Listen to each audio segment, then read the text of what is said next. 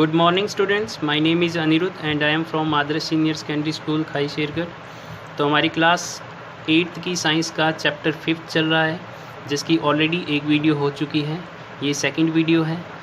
तो इस वीडियो को देखने से पहले आप फर्स्ट वीडियो को ज़रूर देखें।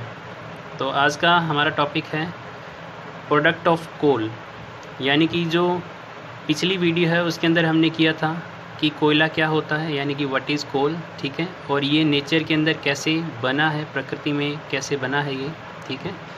अब हम कर रहे हैं प्रोडक्ट्स ऑफ कोल, यानी कि कोयले के उत्पाद, यानी कि कोयले से और क्या क्या उत्पाद बनाए जा सकते हैं, क्या क्या प्रोडक्ट उससे बनाए जा सकते हैं और उन प्रोडक्ट्स का क्या क्या यूज़ है, ठीक है, यानी कि उन प्रोडक्ट्स की, उन उत्पाद के क्या क्या उपयोग हैं।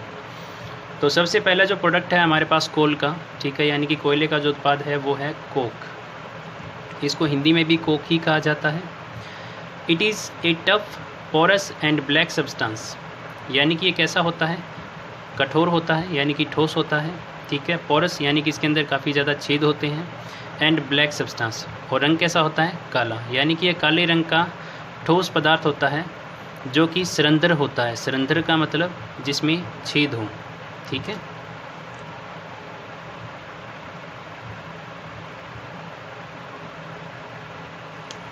It is pure form of carbon, और ये क्या होता है, मेनली कार्बन से ही बना होता है।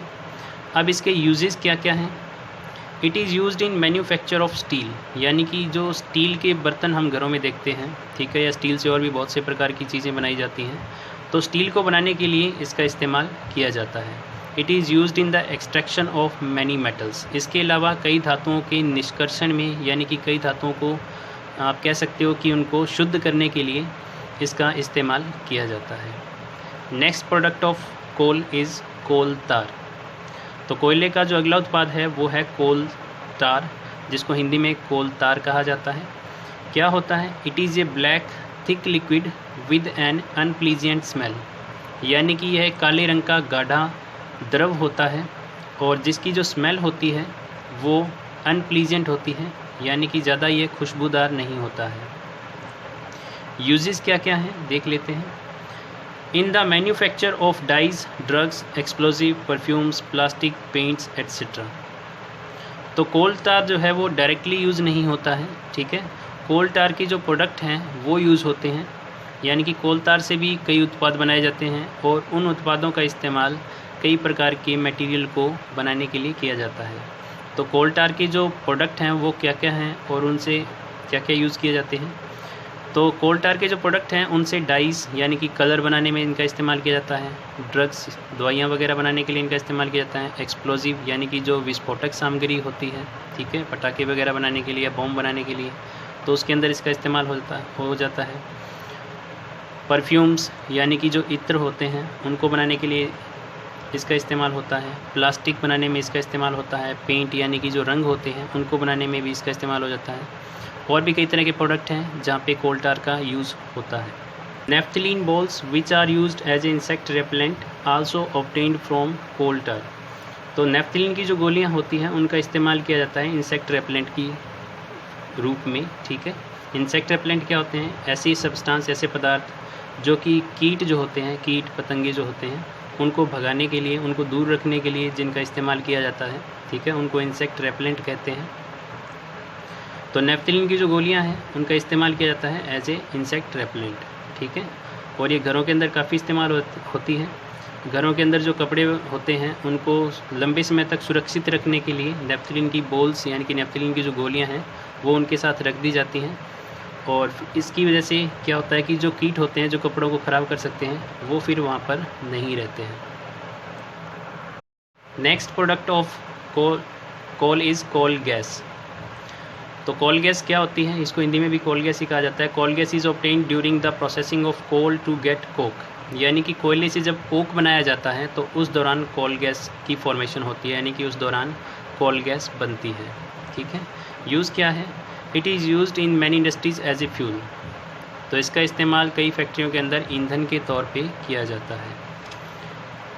Next topic is petroleum. तो कोयले से संबंधित जितना हमारा मैटर था वो कंप्लीट हो गया है। अब नेक्स्ट टॉपिक है हमारा पेट्रोलियम। तो पेट्रोलियम क्या होता है, petroleum is a naturally occurring oil, तो पेट्रोलियम जो होता है वो एक प्रकार का प्राकृतिक रूप से पाया जाने वाला तेल है, that is found under the ground और सी, जो कहाँ पाया जाता है, धरती के अंदर या समुद्र के नीचे। यूज़ टू मेक पेट्रोल, क्या बनाने के लिए इसका इस्तेमाल किया जाता है, पेट्रोल बनाने के लिए, प्लास्टिक बनाने के लिए, या और तरह के जो केमिकल सब्सटेंसेस हैं यानी कि रासायनिक पदार्थों को बनाने के लिए पेट्रोलियम का इस्तेमाल किया जाता है। आपको एक बात मैं क्लियर कर देता हूँ, पेट्रोलियम का मतलब पेट्रोल नहीं होता है, ठीक है। पेट्रोलियम जो होता है वो एक कच्चा तेल होता है, रॉ ऑयल है, ठीक है। इससे ही पेट्रोल, डीजल, केरोसिन, ठीक है, ये सारे इससे निकाले जाते हैं पेट्रोलियम से ही, ठीक है। तो पेट्रोलियम को सीधे तौर पे इस्तेमाल नहीं किया जा सकता क्योंकि यह इम्प्योर होता है, अशुद्ध होता है। तो अब प्रकृति में पेट्रोलियम जो है वो कैसे बना है, how petroleum was formed in nature, ठीक है। Petroleum was formed from organisms living in the sea, तो पेट्रोलियम किससे बना है, समुद्र में रहने वाले जीवों से बना है। एज दीज ऑर्गेनिजम्स डाइड, जैसे ये जीव मर जाते हैं यानी कि मृत हो जाते हैं, their bodies settled at the bottom of the sea, तो उनकी जो बॉडी होती है, उनका जो शरीर होता है, मृत शरीर, वो समुद्र के नीचे तलहटी के अंदर यानी कि जो तल होता है समुद्र का, वहाँ पर चले जाते हैं। And got covered with layers of sand, और उनकी बॉडी के ऊपर फिर क्या हो जाता है कि मिट्टी की और रेत की परत चढ़ जाती है। Over millions of years due to high pressure and high temperature these organisms transform into petroleum, और काफ़ी लाखों साल बाद में ड्यू टू हाई प्रेशर यानी कि उच्च दाब और हाई टेम्परेचर यानी कि उच्च तापमान की वजह से जो डेड ऑर्गेनिज्म हैं वो किस में बदल जाते हैं, पेट्रोलियम के अंदर। पेट्रोलियम जो है वो समुद्र में रहने वाले जीवों से बनता है। जैसे ही वो जीव मृत हो जाते हैं, उनकी जो बॉडी है, उनका जो शरीर है वो समुद्र के तल में चला जाता है, ठीक है। फिर उसके ऊपर मिट्टी और रेत की परत चढ़ जाती है, और लाखों सालों के बाद उच्च तापमान और उच्च दाब की वजह से वो किस में बदल जाते हैं, पेट्रोलियम के अंदर, ठीक है। तो आई थिंक आपको आज का टॉपिक समझ में आ गया होगा। तो इससे रिलेटेड जितने भी क्वेश्चन हैं वो आपको वीडियो के लास्ट में मिल जाएंगे। Thank you.